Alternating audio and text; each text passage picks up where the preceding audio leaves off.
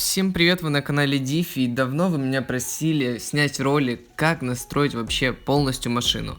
И вот сегодня я выпускаю ролик по комплексной настройке. С вас лайк, подписка на канал, кто этого еще не сделал. Пишите коммент, может я что-то не так сказал в этом ролике, поправьте меня. Сегодня в роли подопытного выступит Копейка, и я хочу этим доказать то, что можно настроить любую машину, даже если она не full.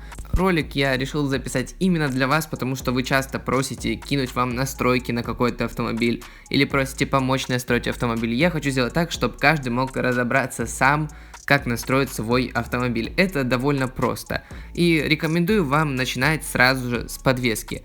Первое, что нужно сделать, это поднять полностью стойки и пружины.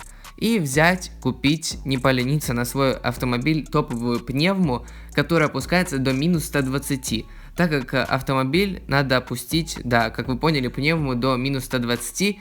Дальше, переднюю стойку вы не трогаете, трогаете только заднюю стойку, опускаете ее на пару делений.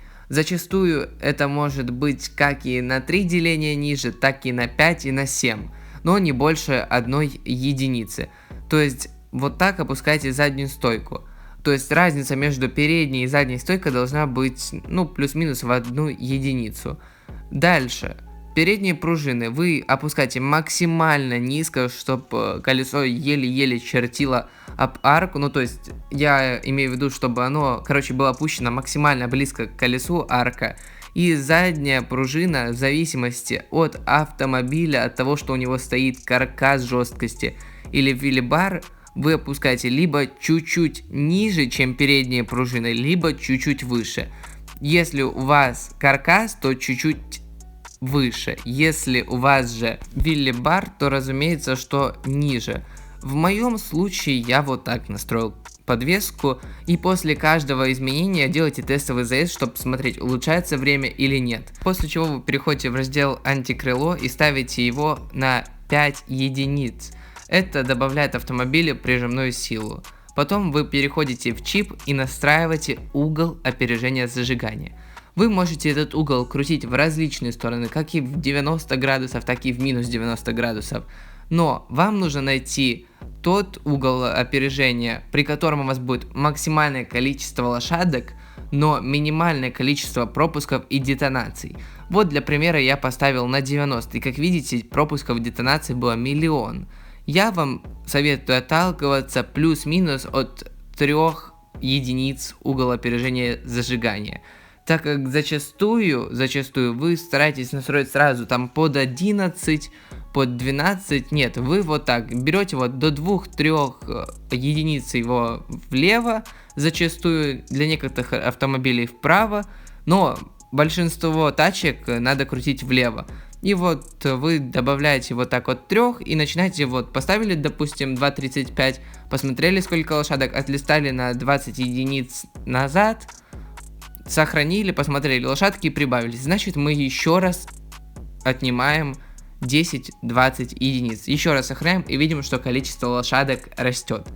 И вы так ищете максимальное количество лошадок. После чего сделаете тест, посмотрите, сколько у вас пропусков и детонаций.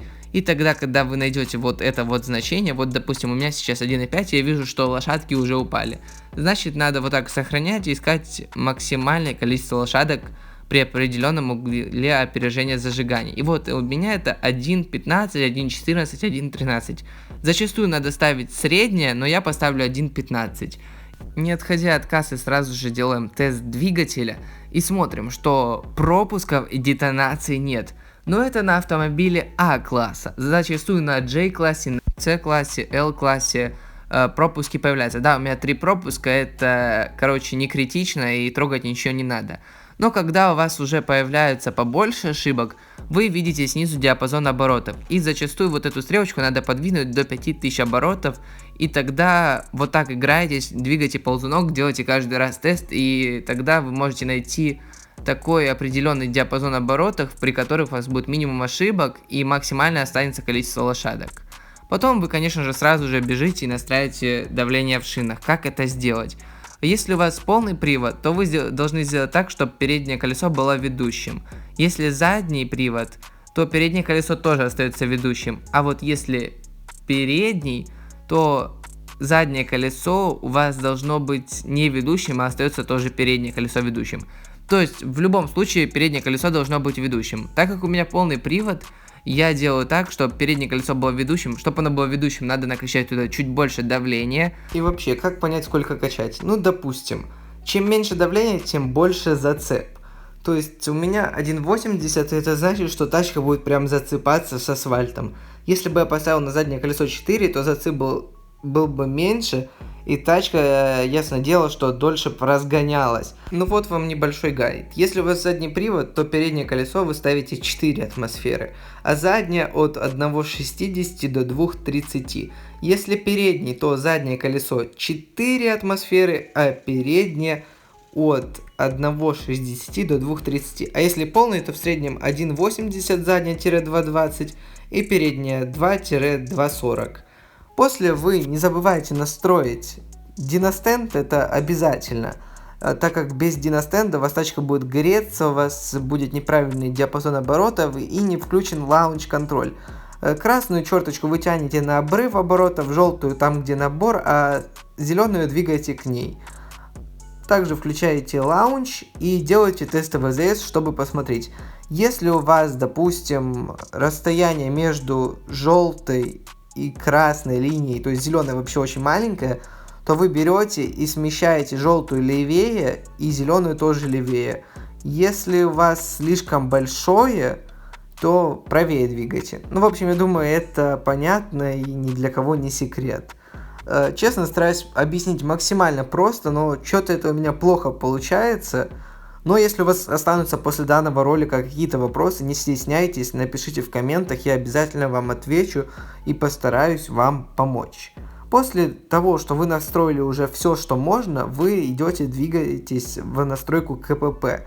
И как видите, у нас есть тут два пункта: максимальная скорость и ускорение. Первая передача должна быть на ускорение, а не на максимальную скорость. Вторая уже должна смещаться к скорости, и все остальные тоже на набор скорости. Ну, давайте начнем с того, что надо попасть в первую передачу. Зачастую это от 2 до 3. И вот я поставлю 2,52. Потом вот так где-то оттягивайте вторую ближе к скорости, делайте сохранить, нажимаете и делаете тестовый заезд.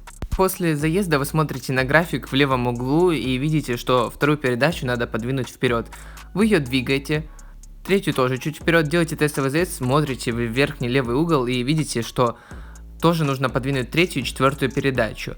Как я это понимаю? Вот эти вот точечки, это и есть передачи, и они должны попадать в диапазон зеленых оборотов. И вот так одну за другой передачей вы настраиваете, но главное запомните, что если вы подвинете какую-то передачу, то все остальные передачи тоже опять сместятся. И вообще, после любой настройки всегда делайте тестовый заезд, так как после каждого изменения что-то меняется. Вот такой ролик получился, я надеюсь, доступно для вас все объяснил. Поставьте лайк, подпишитесь на канал. Если у вас остались вопросы, пишите их в комментарии. С вами был, как всегда, Дифи. И уже в пятницу будет прокачка нового автомобиля, так что ждите. Пока-пока.